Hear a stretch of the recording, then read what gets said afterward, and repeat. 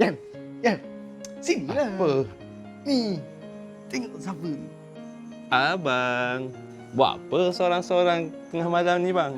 Aku on duty lah. Buat apa lagi? Oh, on duty. Terima kasih abang jaga kita orang. Nanti kalau nak tukar, Roro lah ya.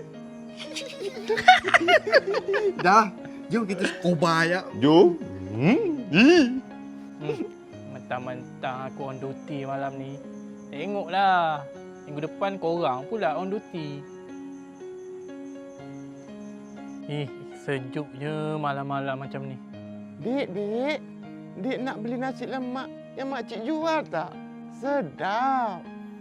Malam-malam ni makcik. Mana ada orang jual nasi lem?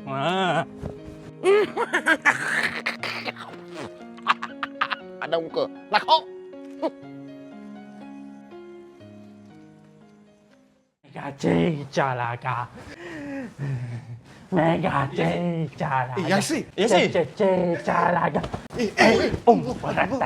Kenapa ni? Kenapa ni? Yasir, Cik. Kenapa? Dia kena istimewa, Cik. Masa dia on duty tadi, Cik. Masa on duty. Ha. Dia kena sampuk Atu Korea ni. Tak apa. Kau orang relax Dunia khayalan, dunia impian, dunia khayalan, dunia impian. Di manakah kau berada? Bawalah aku ke sana. Ke sana. Okey, semua sekali. Ke sana. Kau nyanyi tak sedap. Tempo pula ni. Mana ni, Cik? Tak apa. Kau orang relax. Tutup hidung.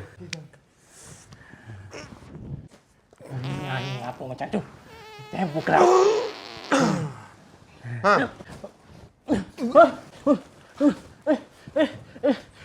Cik, nyanyi kat mana ni, Cik? Alah, dia dah sedar pun.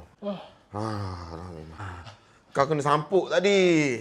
Kat Atu Korea. Hantu Korea. Saya kena histeria. Ya. Tapi kenapa bau busuk semacam ni? Yang tu kau tak perlu tahulah. Janji kau dah sembuh. Sekarang ni kau rehat. Esok kau off duty.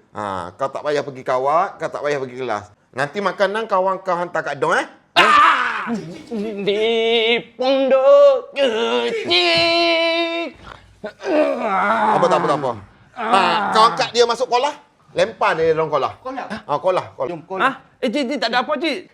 Saya scram je tadi. Dah kau rehat Cik. Cik pakai ilmu apa tu, Cik?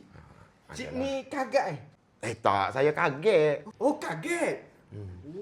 Tak apalah, tengok dia, suruh dia rehat, buka baju dia. Terima kasih, Cik. Okey. Yasir, kau okey ke? Aku okey. Kau kenapa tadi? Tadi aku nampak lembaga hitam. Lembaga hitam. Rambut dia panjang kerinting macam Maggie. Panjang? Nasib baik aku tak makan je. Aku rasa kau salah nampak ni. Mesti kau tengok Cik Man kan? Cik Man lah. Yang rambut panjang tu. Apalah kau ni. Tidurlah. Jomlah, tidur.